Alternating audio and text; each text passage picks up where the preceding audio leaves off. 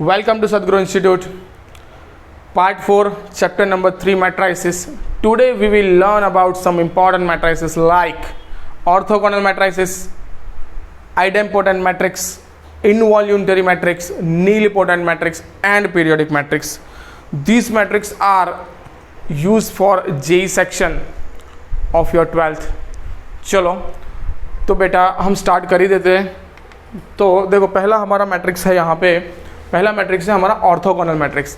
अब ये orthogonal matrix इसे क्यों कहा जाता है? क्योंकि भाई अगर मैं क्या करूँ, मैट्रिक्स ए है और इसके ट्रांसपोज के साथ उसका मल्टीप्लिकेशन करूँ और रिटर्न में मुझे उन दोनों का मल्टीप्लिकेशन आई के फॉर्मेट में मिल जाए, मुझे उन दोनों का मल्टीप्लिकेशन किसके फॉर्मेट में मिल जाए, आई के फॉर्मेट में मिल जाए, तो ऐसे मैट्रिक्स को मैं क्या कह सकता हूँ, यहाँ पे ऑर्थोगोनल मैट्रिक्स कह सकता हूँ। क्लियर है? चलो दैट मीन्स अगर मुझे A transpose into A which is equal to I और A into A transpose equal to I, अगर कुछ ऐसा सिनारियो मिल रहा है तो ये मैट्रिक्स मेरा कहलाएगा ऑर्थोगोनल मैट्रिक्स। हाँ, हम यहाँ पे ये चीज़ भी बता सकते हैं बच्चा, देखो अगर मैं दोनों साइड ए से पोस्ट मल्टीप्लाई करूँ, दोनों साइड ए से क्या करूँ, पोस्ट मल्टीप्लाई करूँ, दैट मीन्स कुछ ऐसा प्री मल्टीप्लाई करूँ तो भी आएगा। देखो यहाँ पे मेरे पास अवेलेबल है A into A transpose which is equal to I, दोनों side pre multiplication by A inverse, तो मैंने यहाँ पे ए इनवर्स इंटू ए कर दिया,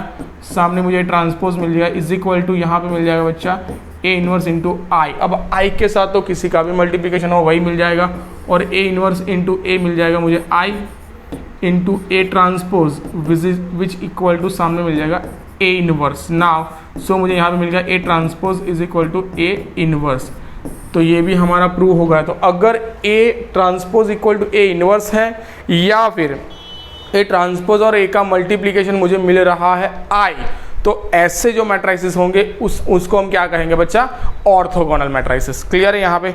चलो यहाँ पे एक एग्जांपल मुझे दिया हुआ है छोटा सा, तो ए इज इक्वल टू यहाँ पे मैंने लिया हुआ है cos alpha minus sine alpha और कॉस अल्फा।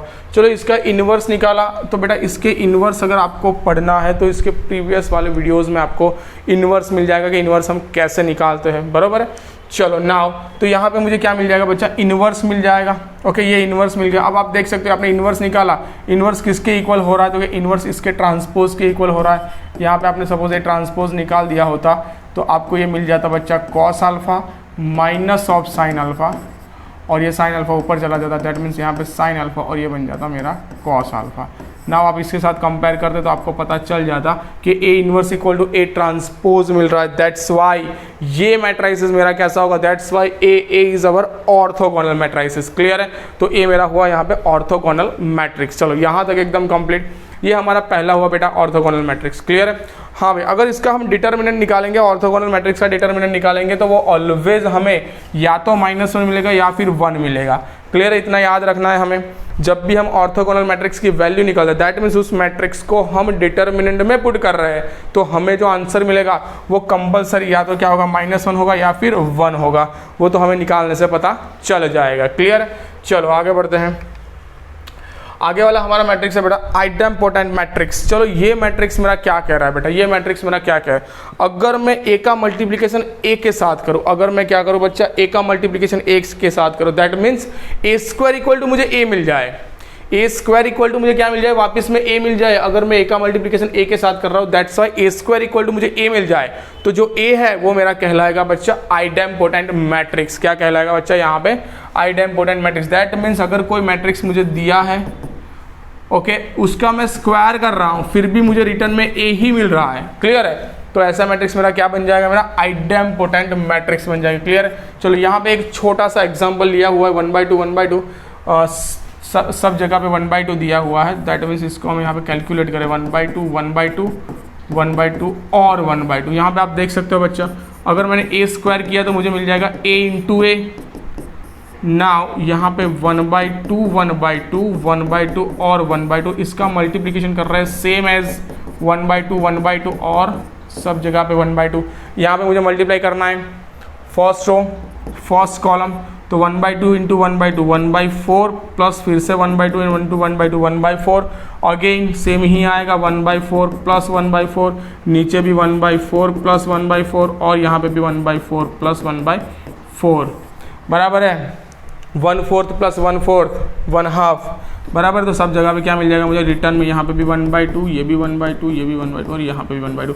आप देख सकते हो मैंने क्या किया, स्क्वायर किया, रिटर्न में क्या मिल गया, ए मिल गया। दैट्स वाई जो ए बन रहा है, ए मेरा कैसा होगा, A is our idempotent matrix. Clear है?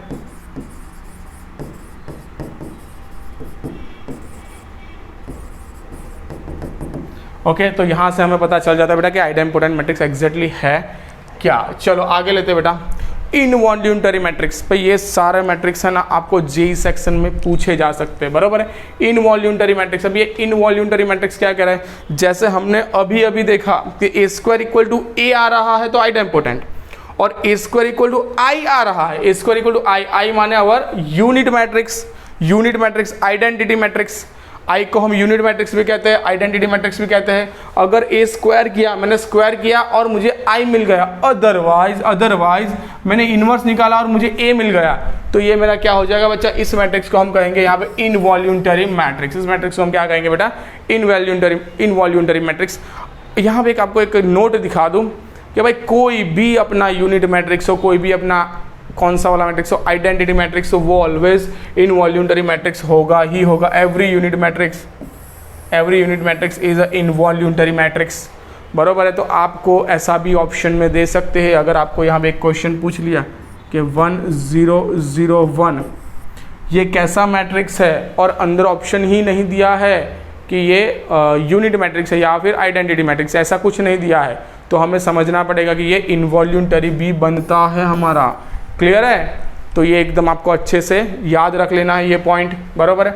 चलो ना इनवॉल्यूंटरी मैट्रिक्स हमें क्या कह रहा है बेटा, A square equal to I, that means मैं ए का स्क्वायर कर रहा हूँ तो मुझे आई मिल रहा है, that means A into A is equal to मुझे क्या मिल रहा है, यहाँ पे आई मिल रहा है। अगर मैं दोनों साइड प्री या post multiply by A inverse कर दूँ तो आप देख सकते हो बच्चा यहाँ पे A inverse into A is equal to A inverse into I मिल जाएगा। तो यहाँ पे ये दोनों क्या बन जाएंगे मेरे, आई बन जाएंगे, I A is equal to यहाँ पे आई निकल जाएगा और A I into A is equal to A, और सामने मिल गया ए इनवर्स। तो मेरा ये भी एक रिजल्ट है कि जब ए इक्वल टू ए इनवर्स मिले तब भी मैं कह सकता हूँ कि ये जो मुझे मैट्रिक्स मिल रहा है वो है मेरा इनवॉल्यूंटरी मैट्रिक्स। क्लियर है? चलो आगे बढ़ते हैं, आगे की बात करें बेटा तो nilpotent matrix, it is a very important matrix. Nilpotent matrix यहाँ पे मुझे दिया है बेटा ए की पावर p इक्वल टू 0, अगर ए की पावर p इक्वल टू 0 हो तो ऐसा मैट्रिक्स मेरा नीलपोटेंट मैट्रिक्स होगा। सर ए की पावर p, सर ये p क्या है समझाओ।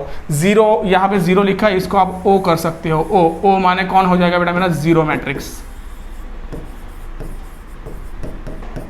क्लियर है? चलो ए की power p is equal to o, A की power p is equal to o means zero matrix. That means आप ए स्क्वायर करो, ए क्यूब करो, ए की पावर 4 करो, ए की पावर 5 करो, किसके भी इक्वल अगर 0 है, दैट मीन्स अगर मैं ऐसा मान लूँ एग्जांपल के तौर पे कि मैंने कोई मैट्रिक्स लिया, उसमें ए की पावर 5 इक्वल टू मुझे ओ मिल गया, ओ मीन्स के जीरो मैट्रिक्स मिल गया, वो एक्सेट्रा कोई भी मैट्रिक्स मेरा हो सकता है।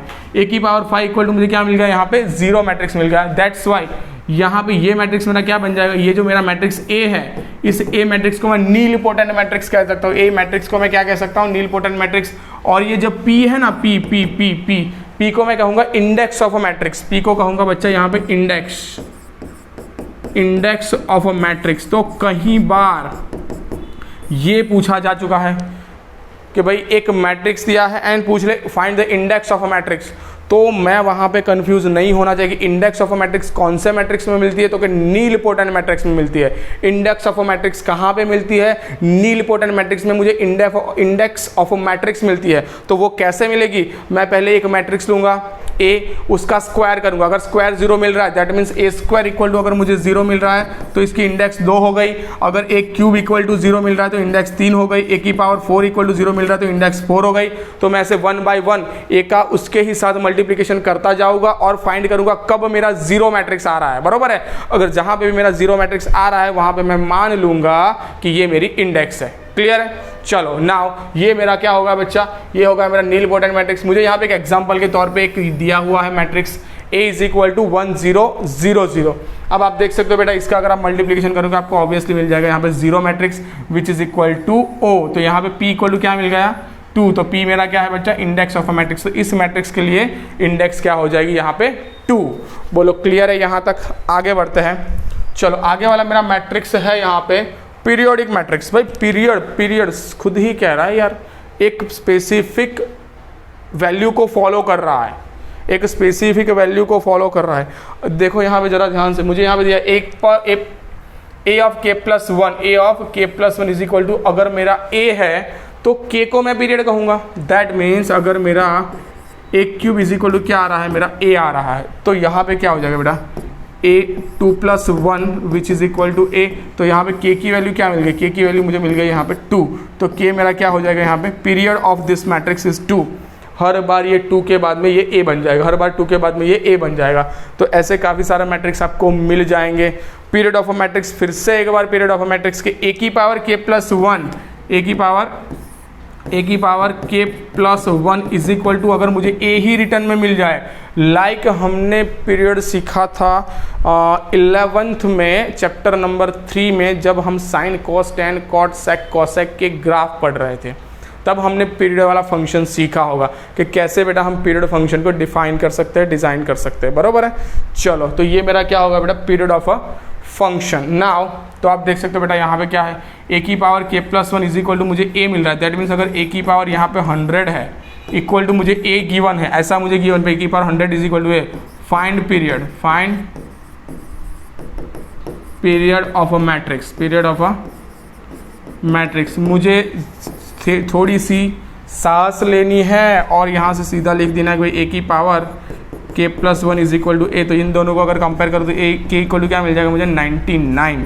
दैट मीन्स इसका पीरियड क्या होगा यहाँ पे, 99। क्लियर है। आपको ऐसे भी सम पूछे जा सकते हैं। तो यहाँ पे हमारे 5 मैट्रिक्स जो कि बाहर से पूछे जा सकते हैं जेई के सेक्शन में, उसमें हमारा ऑर्थोगोनल मैट्रिक्स था, उसके बाद में आइडेम्पोटेंट मैट्रिक्स था, उसके बाद में इनवॉल्यूंटरी मैट्रिक्स था, और nilpotent and final our periodic matrix. Clear है। और दूसरे 5 मैट्रिक्स लेके मैं नेक्स्ट वीडियो में आ रहा हूँ, बराबर है। हम नेक्स्ट पार्ट में देखेंगे कि भाई नेक्स्ट दूसरे 5 हमारा मैट्रिक्स कौन से हैं।